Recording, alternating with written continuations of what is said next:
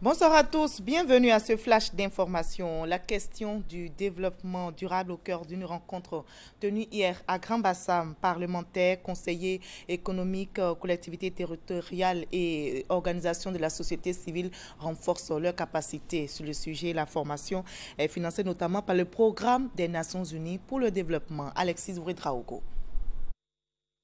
Protéger la planète, éradiquer la pauvreté et garantir la prospérité pour tous, ce sont là les perspectives inscrites dans le cadre d'un nouvel agenda de développement durable 2030.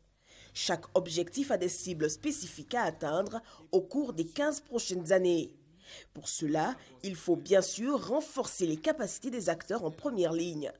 C'est tout le sens de l'atelier qui réunit pendant 2 jours à Grand-Bassam les organisations de la société civile, l'Association des régions et districts de Côte d'Ivoire, l'Union des villes et communes, les parlementaires et les conseillers économiques de la commission environnement. Nous avions une forte croissance, mais nous voudrions que cette croissance soit inclusive et que les richesses soient partagées avec l'ensemble des populations. Et c'est ce défi-là que nous voulons réaliser, notamment à travers la mise en œuvre ici des ODD. Le PNUD et la République du Kazakhstan, source de financement de ce programme, entendent par leur soutien accompagner la Côte d'Ivoire dans la réalisation des objectifs de développement durable. 2 jours durant, les travaux porteront sur les enjeux et défis pour la Côte d'Ivoire dans l'agenda 2030 des Nations Unies, mais également sur les étapes des choix prioritaires pour la Côte d'Ivoire.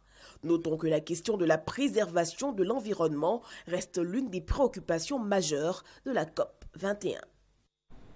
La Côte d'Ivoire vient d'abriter la Journée nationale des femmes sourdes, thème de cette 5e édition, autonomisation de la femme, défis et opportunités pour la femme sourde en Côte d'Ivoire.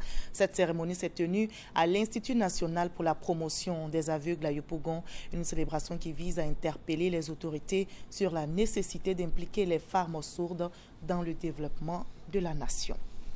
Namizata Sangaré est la nouvelle présidente de la Commission nationale des droits de l'homme. Elle a été élue hier. 3 candidats étaient en lice pour ce poste. Namizata Sangaré, issue de la société civile, ex-présidente de l'ONG Organisation des femmes actives de Côte d'Ivoire, remplace à ce poste Paulette Bagio, nommée ministre des droits de l'homme et des libertés publiques. La lutte contre Boko Haram est au cœur du sommet qui se tient présentement à Abuja au Nigeria. Le président français prend part à ce sommet. Sachez que cette rencontre réunit également d'autres puissances étrangères et il s'agit donc de vaincre définitivement la secte islamiste qui a prêté allégeance à l'organisation de l'État islamique. Boko Haram, très présent dans le nord du Nigeria et bien implanté au sein de la société nigériane, a subi plusieurs revers militaires sous l'action conjuguée des armées tchadiennes, camerounaises, nigériennes et nigérianes. Et cette bonne nouvelle pour la Côte d'Ivoire, vainqueur du 200 mètres de l'étape de Shanghai de la Ligue de diamants, l'Ivoirienne Muriel Aoré savoure sa performance et peut bien sûr savourer cette performance après une longue absence pour blessure. Fatma Samoura, c'est une autre dame, diplomate depuis de nombreuses années aux Nations Unies, a été nommée secrétaire générale de la Fédération internationale de football, FIFA. La Sénégalaise devient ainsi au passage la première femme à occuper ce poste important à la FIFA. La Côte d'Ivoire occupe une place honorable aussi au niveau du cinéma sur le continent après l'Afrique du Sud, l'Égypte, le Nigeria et le Maroc. Pour ne pas perdre ce rang, le ministre de la Culture et de la Francophonie, Maurice Okwakou Madama, assigne une mission de rentabilité à l'Office national de cinéma de Côte d'Ivoire. Il s'agit donc pour l'ONACSI, en plus du budget alloué par l'État, de trouver des ressources additionnelles afin de booster le cinéma ivoirien. On en reparlera ce soir.